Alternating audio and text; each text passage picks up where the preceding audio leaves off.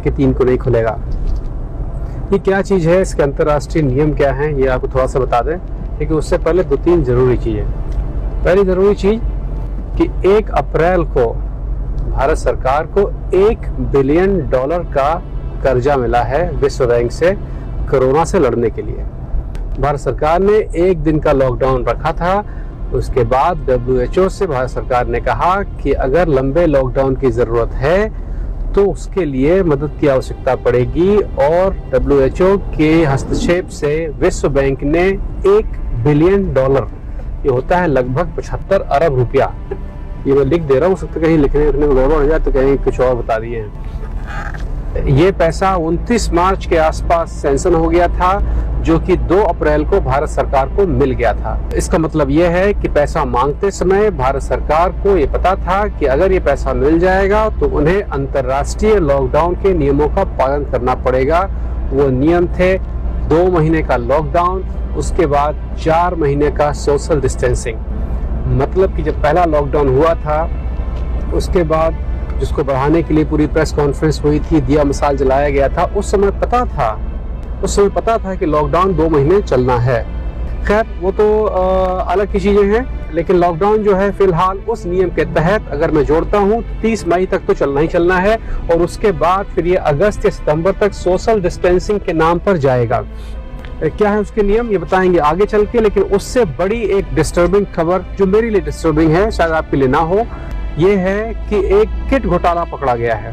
Kit घोटाला क्या है? Rapid antibody kit. आपने सुना होगा कि चीन ने खराब किटें भेजी थी, उसको भारत में लताड़ा, और पूरी कहानी सुनी होगी आपने। वो लगभग कहानी में दम नहीं है। अभी घोटाला क्या है, बहुत ध्यान से सुनिएगा। भारत की एक मैट्रिक्स नाम की कंपनी ने मार्च के आखिरी में, ये सब लॉकडाउन होने से पहले की बात है, मार्च के आखिरी में चीन से ये किटें खरीदी थी। जिस समय खरीद रही थी उस समय चीन की बनी हुई, इस तरह की बनी हुई किटें नेदरलैंड्स ने यहाँ से और फ्रांस ने वापस कर दी थी, क्योंकि वो जो किटें थी वो प्रारंभिक स्टेज की थी और उनके रखरखाव में झंझट ज्यादा था। जो नया वर्जन था उसमें रखरखाव में झंझट कम था, तो वो किटें उन्होंने वापस कर दी थी। तकनीकी रूप से वो किटें सही थी। जिस समय ये डील चल रही थी मैट्रिक्स के साथ में, तो मैट्रिक्स को इसके बारे में पता था। तो मैट्रिक्स ने क्या किया, उन्होंने कहा कि भाई ऐसा करिए कि नई वाली पुरानी वाली मिक्स करके दे दीजिए, और रेट लगाया 245 रुपया। 248 रुपए के कीमत पर 5 लाख किटें भारत मंगवाई गई।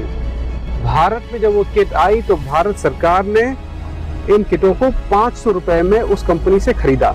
सुनने में लग रहा होगा कि इस कंपनी ने भारत सरकार को चूना लगा दिया, लेकिन हमेशा भारत सरकार या कोई भी सरकार जब किसी कंपनी से खरीदती है तो बीच में एक आदमी रखती है, बीच में कंपनी रखती है जो उनसे डील करता है, लेकिन उस कंपनी का कमीशन 10% से ऊपर नहीं होना चाहिए। जो आप घोटाले सुनते हो, यहाँ घोटाला हुआ वहाँ घोटाला हुआ, यहाँ पर यही कंपनियां खेल करती हैं कि वो इतने में खरीदती हैं, फिर सरकार महंगे बेचती है, फिर जो उनके नेतागण होते हैं जो महंगा वाला बीच का पैसा होता है वो निकाल ले आते हैं। लेकिन ये पोल कहाँ से खुली? पोल यहाँ से खुली कि अप्रैल के मध्य में 12 से 15 अप्रैल के आसपास तमिलनाडु ने यही किटें इसी कंपनी से खरीदी। फार्मा ने जो 500 रुपया किट के हिसाब से बिल भेजा वो शान बायोटेक के नाम से था, शान बायोटेक्स के नाम से था।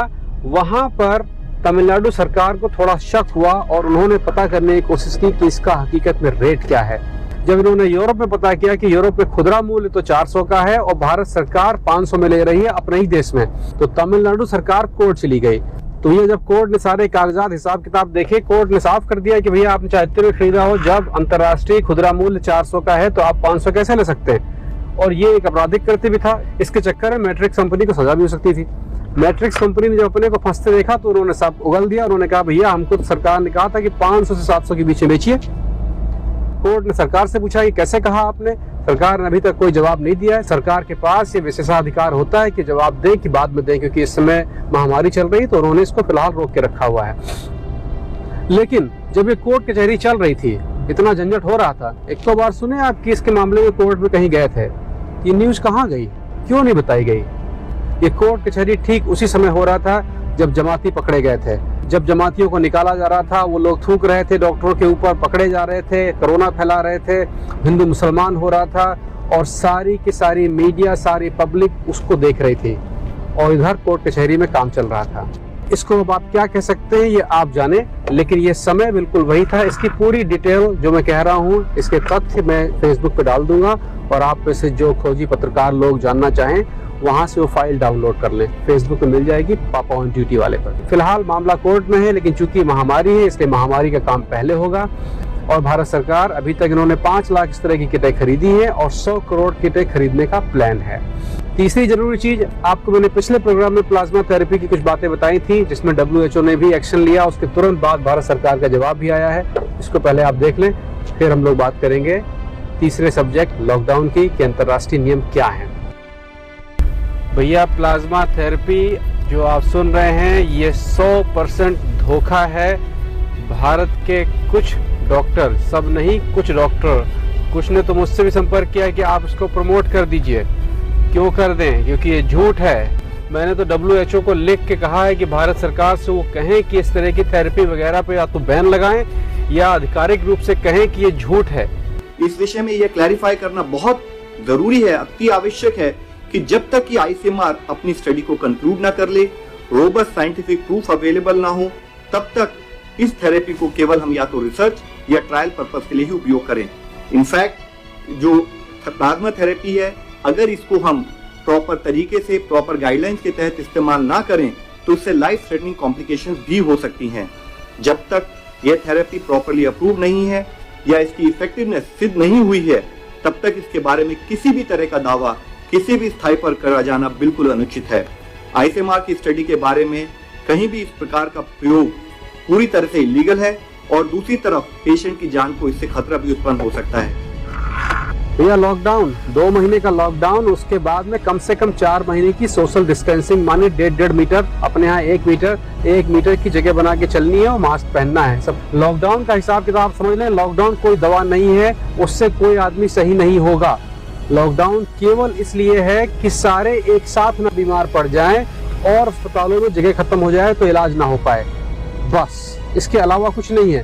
होगी बीमारी शायद आपको भी, क्योंकि महामारी की परिभाषा ये होती है कि 70 से 80% लोगों को ये होगा, लेकिन एकदम से ना हो जाए कि सारी व्यवस्था बिल्कुल चरमरा जाए। इसलिए वैश्विक रूप से लॉकडाउन पर निर्णय लिया गया कि लॉकडाउन करेंगे, उसकी वजह से बीमारी धीरे धीरे आगे बढ़ेगी, ना कि तुरंत। चूंकि ये लॉकडाउन का निर्णय अंतर्राष्ट्रीय है, इसलिए पूरी सख्ती के साथ इसका पालन किया जाएगा और उसके लिए सरकार को $1 बिलियन का कर्जा भी दिया गया। कर्जा है, देना है वापस। भैया, ये बीमारी चीन की और जिस प्लास्टिक के डंडे सुताई हो रही वो भी चीन का।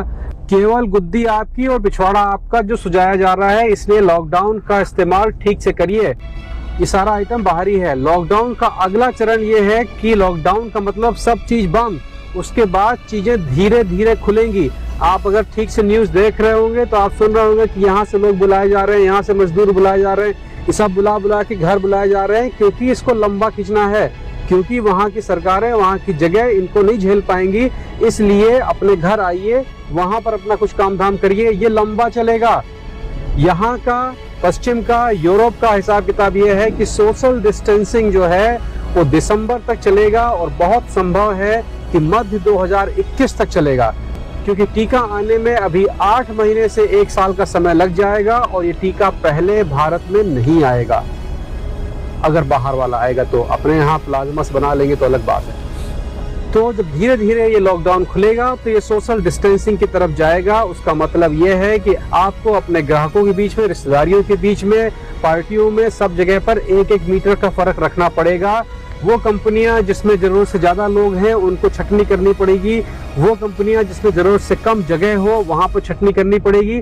तो इसके बहुत सारे नुकसान भी होंगे, फायदे भी होंगे, लेकिन इसके फिलहाल नुकसान ज्यादा होंगे क्योंकि इसके लिए हमारी अर्थव्यवस्था अभी उतनी तैयार नहीं है। इसलिए लॉकडाउन को गांठ बांध लें कि ये लंबा चलेगा, तैयारी पूरी रखें अपनी।